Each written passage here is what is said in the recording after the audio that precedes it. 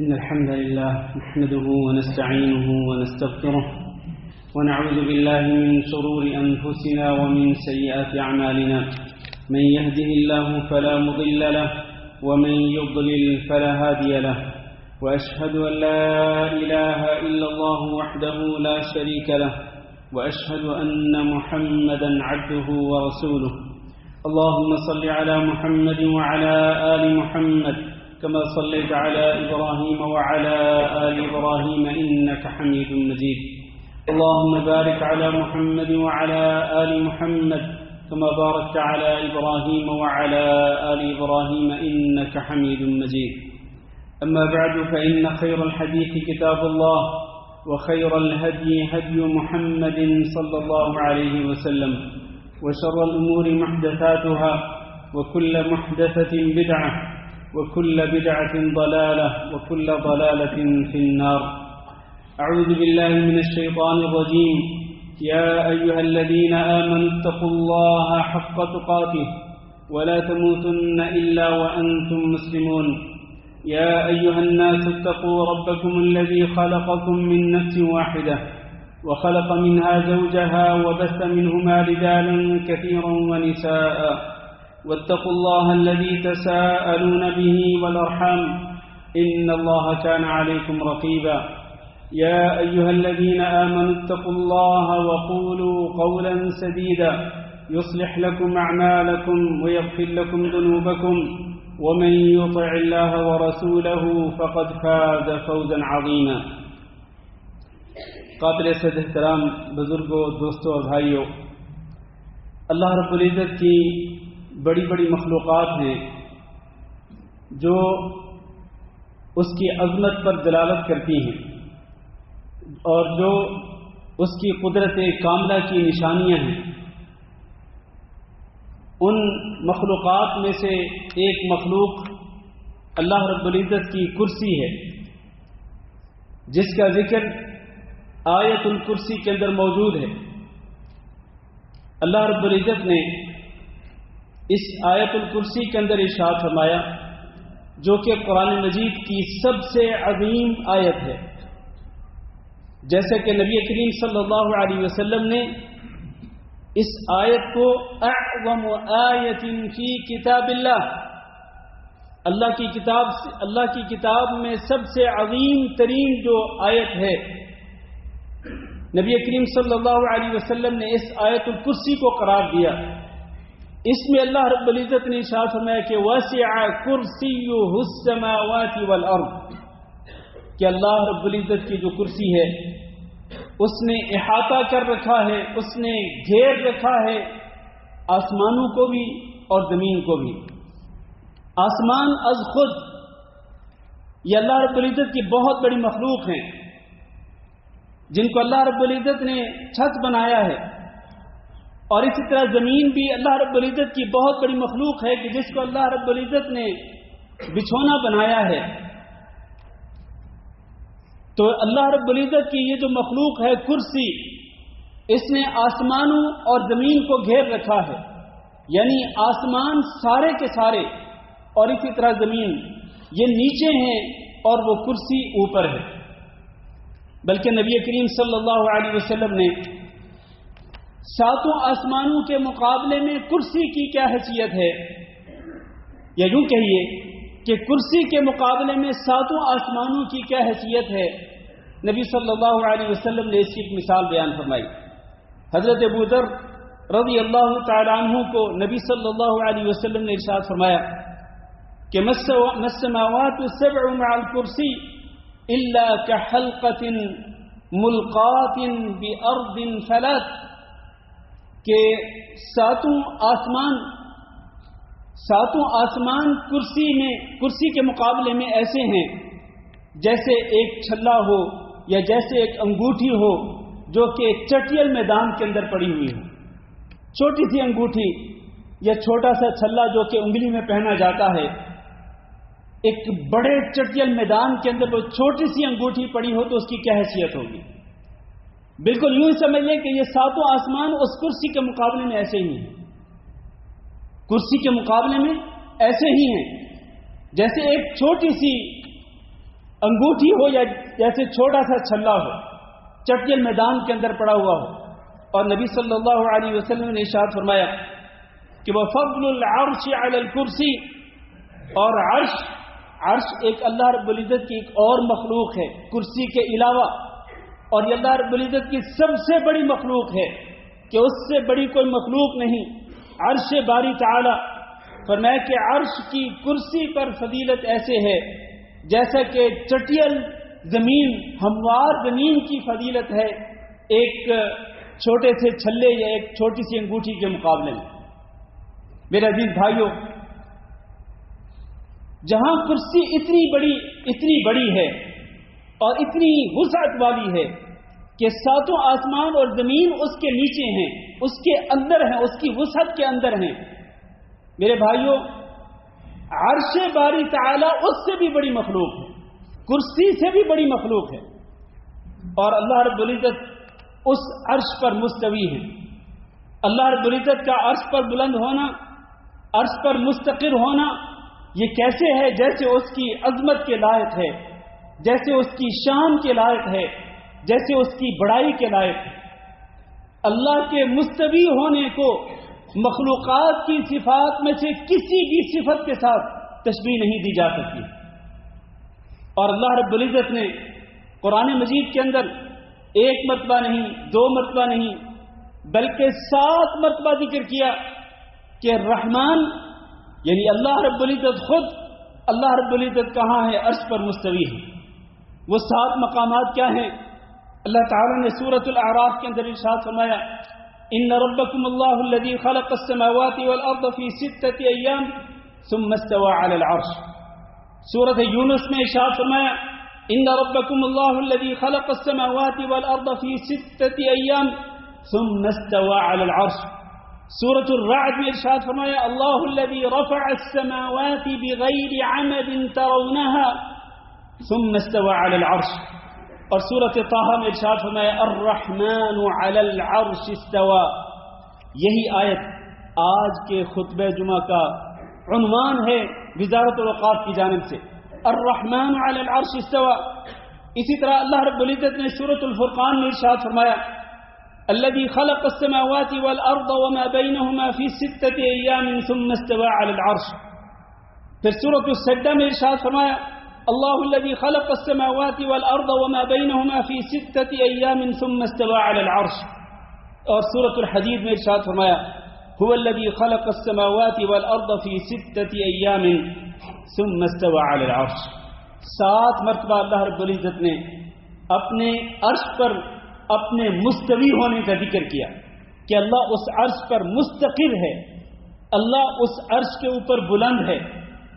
یہ وہ معنی ہے جو کہ اس آیت کا کیا گیا ہے جو ہم اردو زبان کے اندر کرتے ہیں. میرے بھائیوں، اللہ رب العزت کا جو عرش ہے قرآن مجید کے اندر اس کے 2 وصف بیان کیے گئے ہیں. ایک ہے العرش العظیم اور ایک ہے العرش الکریم.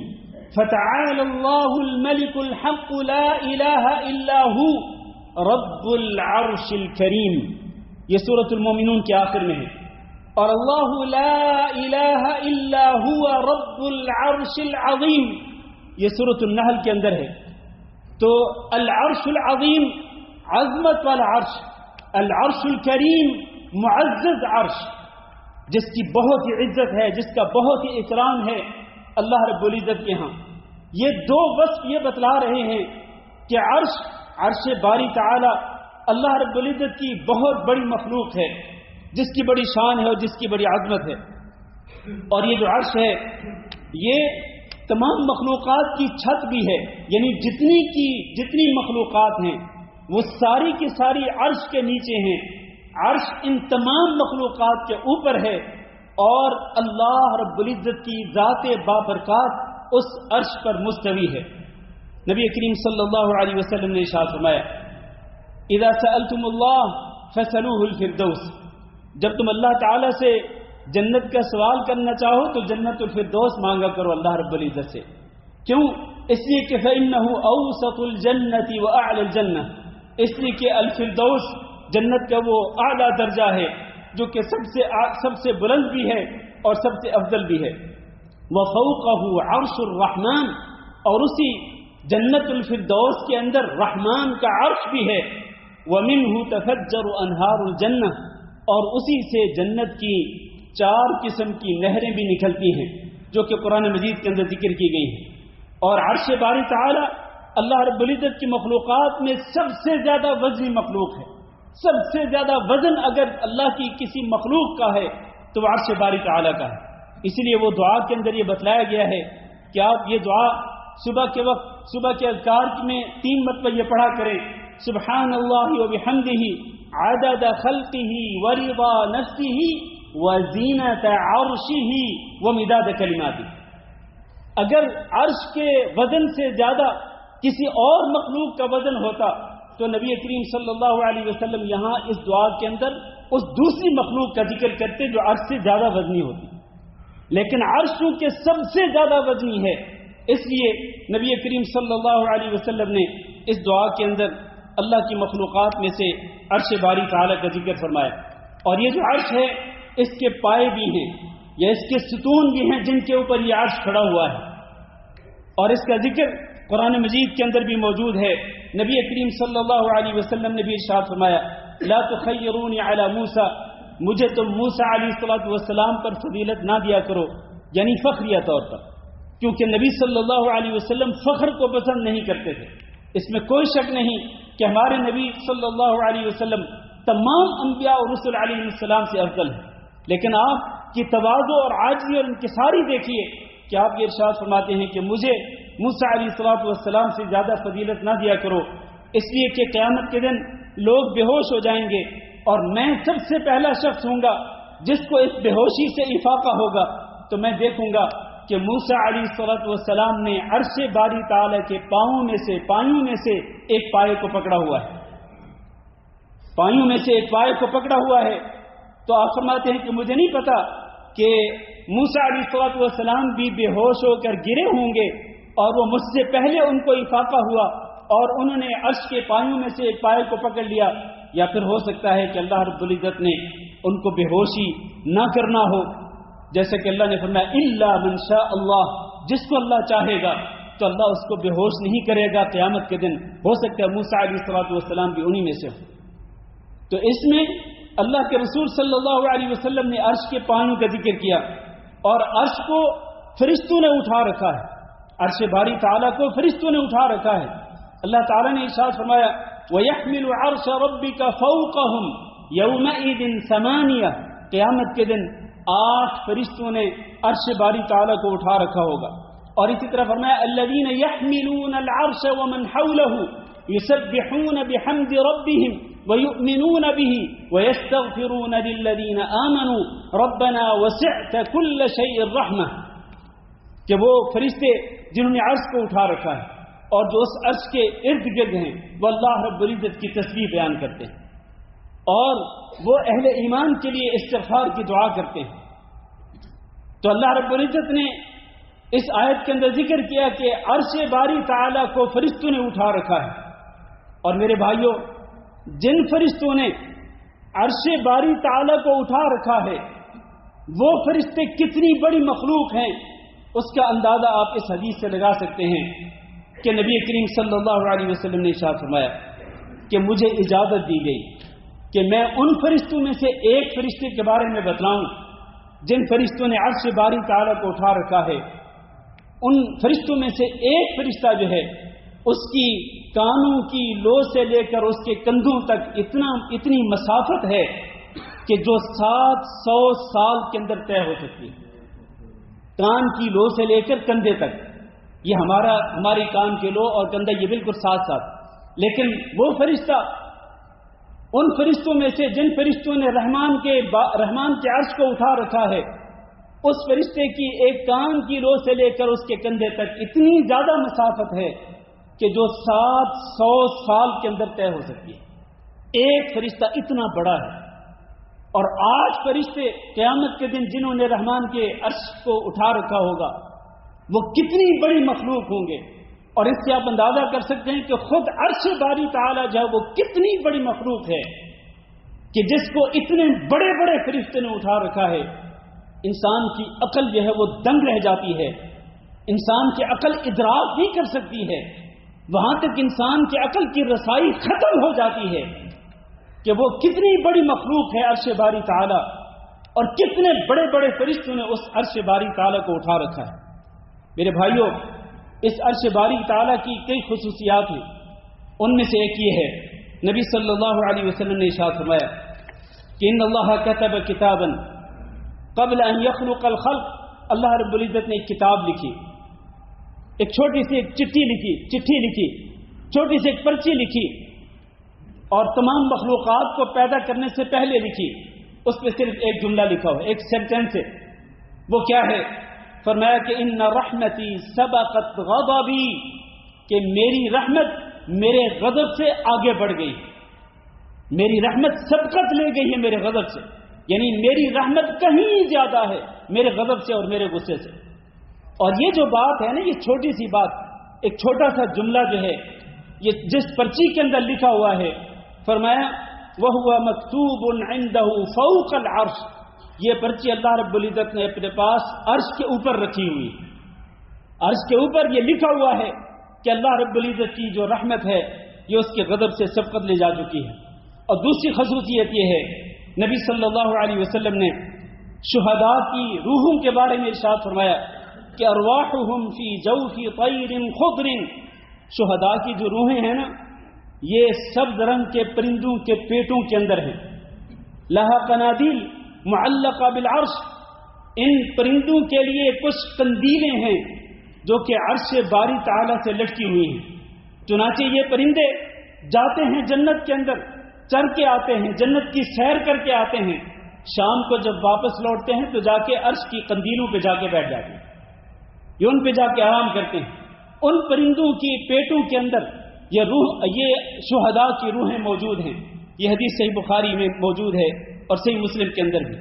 میرے بھائیوں، یہ مختصر طور پر میں نے بیان کیا کہ اللہ رب العزت کی مخلوقات میں سے ایک بڑی مخلوق کرسی ہے، اور اس کرسی کے اوپر اللہ رب العزت کی سب سے بڑی مخلوق عرش باری تعالی ہے، اور اللہ رب العزت اس عرش باری تعالی پر مستوی ہے۔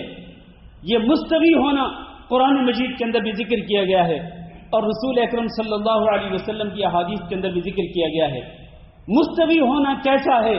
یہ اللہ رب العزت کی وہ صفت ہے کہ اللہ کی تمام صفات کے بارے میں تمام اہل السنہ والجماعہ کا اور تمام ائمہ کا یہ مسلک ہے کہ اللہ رب العزت کی صفات میں سے کسی بھی صفت کو مخلوقات کی صفات میں سے کسی بھی صفت کے ساتھ تشبیہ دینا کفر۔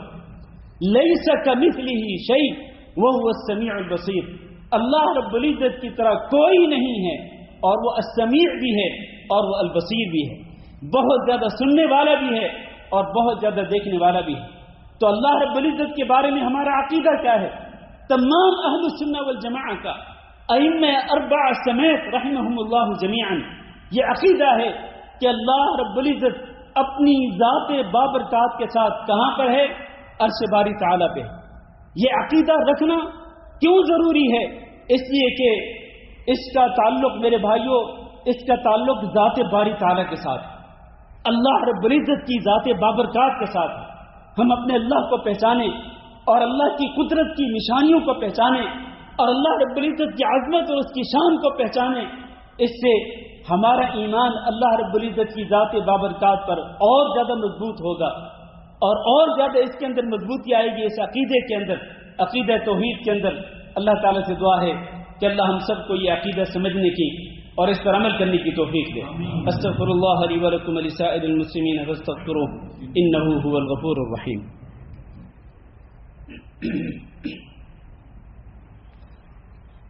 ان الحمد لله نحمده ونستعينه ونستغفره ونعوذ بالله من شرور انفسنا ومن سيئات اعمالنا، من يهده الله فلا مضل له ومن يضلل فلا هادي له، واشهد ان لا اله الا الله وحده لا شريك له، واشهد ان محمدا عبده ورسوله۔ اللهم صل على محمد وعلى آل محمد كما صليت على ابراهيم وعلى آل ابراهيم انك حميد مجيد۔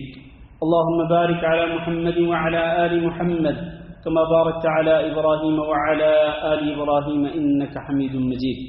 أما بعد، عزیز القدر بھائی اور دوستو،